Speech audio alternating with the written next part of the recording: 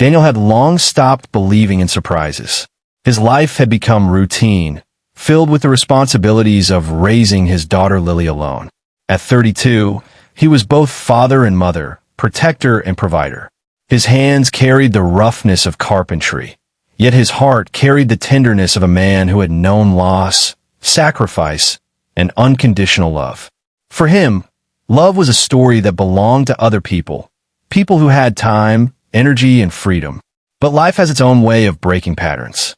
One evening, Marcus, his best friend, practically forced him into something he never thought he'd do again, a blind date. "Just go," Marcus had said. "It's dinner, not marriage. Who knows? Maybe the universe owes you one good thing." Daniel chuckled, shaking his head. "The universe doesn't work like that, Marcus." But still he went. The restaurant was warm and inviting, the kind of place that felt both modern and intimate. The city lights spilled in through the tall glass windows, framing the skyline like a painting. Daniel adjusted the cuffs of his black shirt as he was guided to the table. His heart raced, half from nerves, half from disbelief that he was even doing this. And then he saw her. Clara. She sat with a quiet grace, her posture straight yet relaxed, her eyes scanning the menu until she looked up at him. Her chestnut curls fell perfectly against her shoulders. Her lips painted a bold red that spoke of confidence. The beige dress she wore wasn't flashy. It was elegant, understated, the kind of beauty that didn't need to prove itself. For a moment, Daniel forgot how to breathe. "You must be Daniel," she said with a soft smile. He nodded. "And you're Clara." At first, their conversation followed the usual path, where they lived what they liked, the safe topics of strangers. But slowly, Clara leaned into the deeper layers.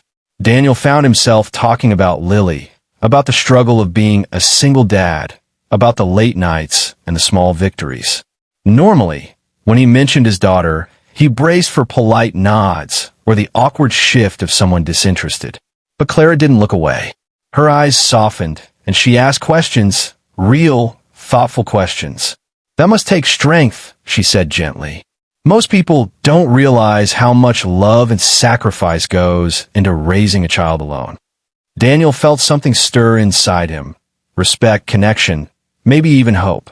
When it was her turn to speak, Daniel discovered that Clara was no ordinary woman. She was the CEO of a thriving tech company, a leader who had built her empire from the ground up. He was stunned. This woman across from him lived in a world so different from his own. He made furniture. She signed deals that shaped industries.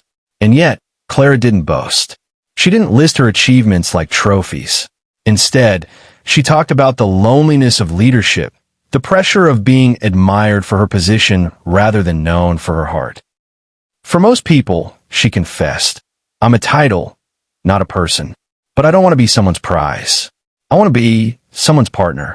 Her honesty disarmed him. When dinner ended, they stepped outside into the cool night air. Neither wanted the evening to end.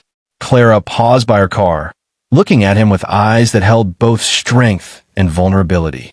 "I don't usually do this," she admitted, "but I like to see you again." Daniel's lips curved into the first genuine smile he'd felt in a long time. "I like that too." Days turned into weeks, and weeks into months. Slowly, their worlds began to merge. Clara met Lily, and to Daniel's surprise, his daughter adored her instantly. Clara showed up at soccer games, clapped the loudest when Lily scored, and stayed up late helping with school projects. For Lily, Clara wasn't a CEO, she was simply someone who cared. Daniel began to see sides of Clara that the world never did.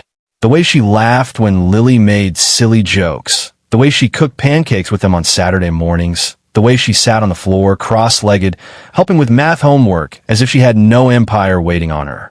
But it wasn't all easy. Daniel's insecurities haunted him. One night, after tucking Lily into bed, he finally said it aloud. "Clara, I don't belong in your world. You have everything, money, power, success.